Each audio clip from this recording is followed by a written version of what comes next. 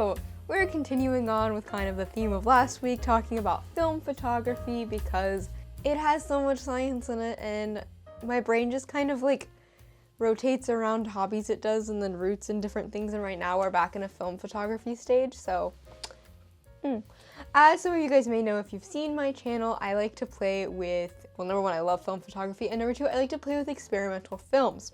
Lomography is a website that offers a lot of different experimental and funky films, and I have used both their purple film and their turquoise film a couple of times, and really love the interesting color effects it gives. So I was meaning to try out, Brianna was gonna be all smooth, she can't open this film canister, there we go. Wanted to try out their Lomography red scale film, which is supposed to give everything kind of red shift tone vibes. And I got to do that. I'll show you some of those pictures. But I also learned along the way that red scale film is actually not messing around with the dyes in the film or changing the colors. It's literally just taking the film and flipping it upside down and shooting it upside down, or reverse, whichever way you want to do it. And that creates fun red colors. Let's talk about the science why. So first, we gotta review how is the typical roll of film structured. And I covered this in one of my videos, but we're gonna refresh it. So you have an acetate or polyester plastic that is your backing. Then you have an anti-halation layer, which basically just blocks light from like bouncing back around in your film. So like when the light bounces in and hits the film, it doesn't start bouncing around between layers.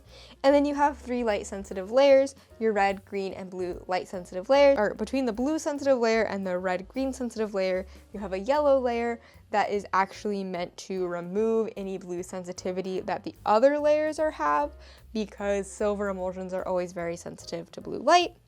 And then in each color sensitive layer, you have dye couplers, so that when you develop the film, your red, green, and blue layers are going to change to their complementary color of cyan, magenta, and yellow, and thus when you flip the negative, invert the negative, you have a positive image.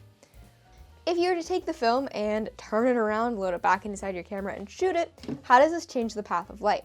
Well, instead of being immediately exposed to the emulsion first, the light has to go through the polyester or acetate backing, and then it will hit in the reverse order to the light sensitive layers. So it'll hit the red sensitive layer first, then the green one, and then the blue one last. And in this is going to cause you to have red shifted color images because it's hitting that red layer of light first. In addition, you have to use a lot more light to get the same image because you're shooting and exposing through the thicker backing rather than just hitting the emulsion straight off. So you often have to use a lot more light to shoot a flipped around roll of film than you would have if you had just loaded in the correct way, the normal way. You're also going to decrease all of your blue tones because, number one, the light never really reaches that blue sensitive layer because now it goes through that yellow filter before it hits the blue layer. So not a lot of light is ever going to hit the blue sensitive layer to pop blues on your film. And even more so because all silver compounds are already a little bit sensitive to blue in the first place, your reds and green layer are actually going to pop a little bit more because any blue light that hits them is going to pop up in the red and green layer. So this results in very kind of fun red, orangey tones, yellow tones in your images with very subdued blues. Here's some images I took. I did a lot at sunset. And actually, kind of fun fact, my photo processing software I use to turn my negative images into positives really didn't know what to do with these images. It tried its best to make them look normal, which resulted in really weird like purples and graininess. But I figured out how to get around that problem and got wonderful images. So that's just a fun little aside into how red scale film works. And you can do it with any type of film. You just have to unload it in a dark bag and reload it back onto the roll.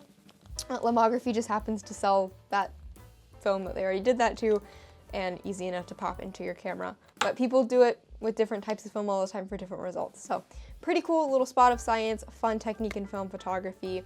Thank you all for watching. Please like this video, subscribe to my channel, share it with your friends, check out my Buy Me a Coffee page, and as always, keep it sciencey!